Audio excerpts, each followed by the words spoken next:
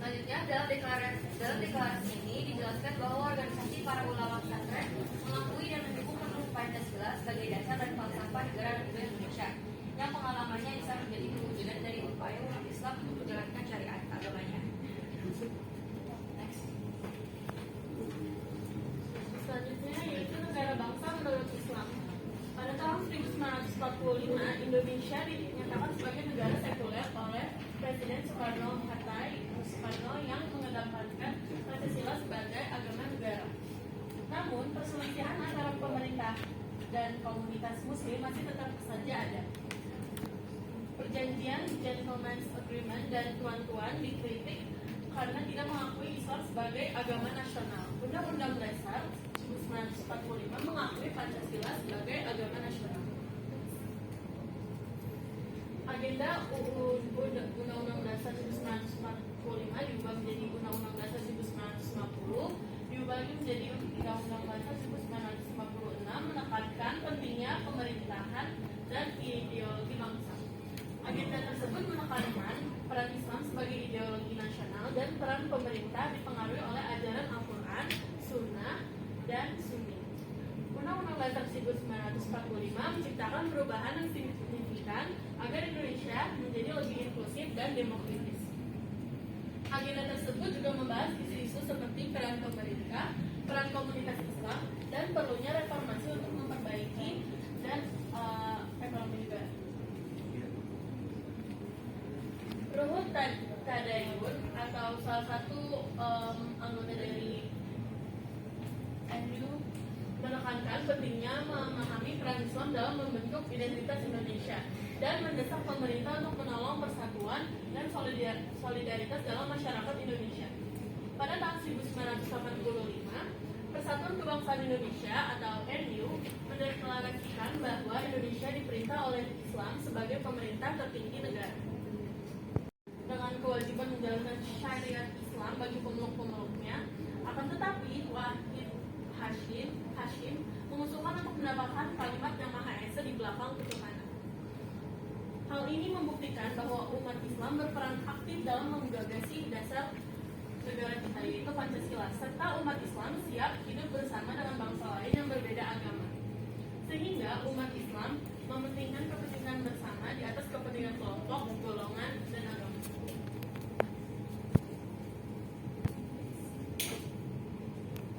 Selanjutnya, ini merupakan dalil Al-Quran. Di antaranya itu ada Afghanistan, Mesir, Gambia, Iran, Libya, Mauritania, Maroko, dan Nigeria. Dan Indonesia juga merupakan negara yang berketuhanan yang Maha Esa dan bukan negara yang berdasarkan suatu agama dan memisahkan agama dan negaranya. Maka dari itu tadi sudah sempat dijelaskan dan disinggung juga bahwa Pancasila, bahwa Islam juga ada banyak sekali, seperti yang pertama ada Afghanistan, ada Argentina, ada Australia, selain itu ada Scotland, Senegal, Serbia, dan Amerika Serikat. Di kerajaan itu ada Arab Saudi, Belanda, Denmark, Jepang, Malaysia, Oman. Terus, oke.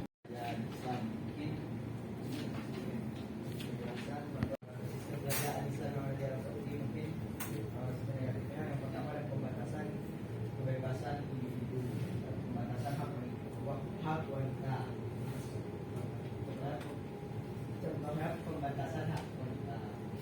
Meskipun ada reformasi terbaru, wanita di Arab Saudi masih menghadapi banyak pembatasan. Tentunya wanita tidak diperbolehkan mengemudi dan masih dibatasi. Dan rentan termasuk hukuman fisik seperti cambuk dan potong tangan bagi pelaku kekerasan. Keempat, ada ketergantungan pada sistem ekonomi berbasis Islam. Sangat tergantung pada ekonomi ini yang menjadikannya rentan terhadap fluktuasi harga minyak. Keduanya tantangan dalam yang sering. Jadi karena turun temurun dan biasanya keluarga itu saja atau biasanya keluarga kerajaan saja, pastinya sistemnya mereka sudah mengerti dan juga sudah diajari sedari mereka kecil gitu. Karena sejak kecil pasti mereka sudah ada yang kayak ditandai untuk akan meneruskan dari sistem kerajaan tersebut atau sistem monarki tersebut. Yang kedua sendiri ada simbol kesatuan nasional. Nah ini bisa ditunjukkan juga dari raja atau ratu seperti yang di Inggris sendiri. Nah tadi di pihak yang tidak setuju sendiri atau yang negatif sendiri bilang kalau di Arab sendiri kurangnya hak-hak perempuan. Sedangkan di Inggris sendiri seorang perempuan saja bisa jadi pemimpin, yaitu jadi ratu sendiri. Nah terus ada penghormatan juga terhadap tradisi, karena kerajaan kita tahu sendiri kerajaan itu bahwa termasuk sistem yang sudah lama, sistem pemerintahan yang sudah lama. Jadi di sini sistem kerajaan sendiri atau monarki itu termasuk penghormatan terhadap tradisi dan sejarah yang terjaga dengan adanya sistem ini, sehingga ada kesinambungan budaya dan juga identitas dari suatu negara atau suatu kebijakan tersebut. Yang keempat sendiri, kekuasaan raja atau ratunya itu tetap dalam batas konstitusional, dapat menjadi penyeimbang dalam pemerintah. Nah seperti yang di pertama tadi kita tahu bahwa karena biasanya kerajaan itu turun temurun dari anak ataupun dari saudara atau kerabat keluarga. Dan kekuasaan itu kan pasti ada faktor positif, ada dampak positif dan negatifnya. Kalau untuk yang negatif itu sendiri, ini kan sudah diskusi dan dapat 5 poin.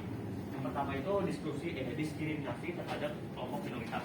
Maksudnya itu kelompok minoritas itu sering tidak dianggap setara. Contohnya itu etnis Rohingya di Myanmar itu sering mengalami diskriminasi karena berbeda dari kelompok mayoritas di Rohingya di Myanmar itu. Terus yang kedua, dampak yang kedua itu adalah penolakan budaya asing. Penjelasannya itu pengaruh luar sering dianggap ancaman bagi identitas nasional. Contohnya itu kayak negara Korea Utara di mana dia sangat membatasi budaya asing untuk masuk ke negaranya gitu, karena dia tuh benar-benar nasionalisme. Terus yang ketiga ada ketegangan antar negara. Jadi nasionalisme yang kuat itu bisa menyebabkan konflik dengan negara lain. Contohnya itu konflik perbatasan antara India dan Pakistan itu sering disebabkan oleh kekuatan nasionalisme dari masing-masing negara itu. Yang keempat itu ada pembatasan kebebasan individu. Penjelasannya itu warga dipaksa pembatasan kebebasan individu. Jadi warganya itu sering dipaksa mengikuti nilai nasional meski bertentangan dengan pandangan pribadi. Contohnya itu kayak di Tiongkok, itu warga Uighur itu dipaksa meninggalkan beberapa tradisi mereka karena nggak dibolehin oleh pemerintah. Terus yang terakhir ada kesulitan persatuan dalam masyarakat multikultural.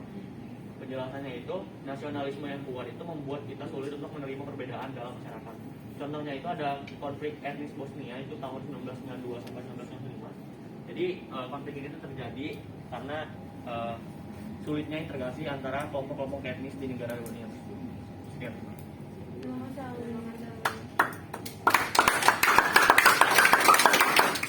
Hal positif dari negara yang berasaskan kebangsaan. Nah tadi udah disebutin sisi negatifnya. Jadi kita bisa tahu seperti di Indonesia tadi udah dijelasin juga, yaitu ada dasarnya itu Pancasila. Jadi sisi positifnya itu yang pertama itu ada persatuan dalam keberagaman. Dan jadi kita tahu bahwa di Indonesia ini kita berbeda-beda, ada banyak suku, agama, ras, tapi Pancasila itu telah mengajarkan pentingnya persatuan dalam keberagaman yang menjadi landasan bagi kita sebagai masyarakat Indonesia. Lalu yang kedua yaitu kemanusiaan yang adil dan setara. Nah kita udah tahu bahwa nilai kemanusiaan dalam Pancasila itu menekankan perlunya perlakuan adil terhadap semua individu.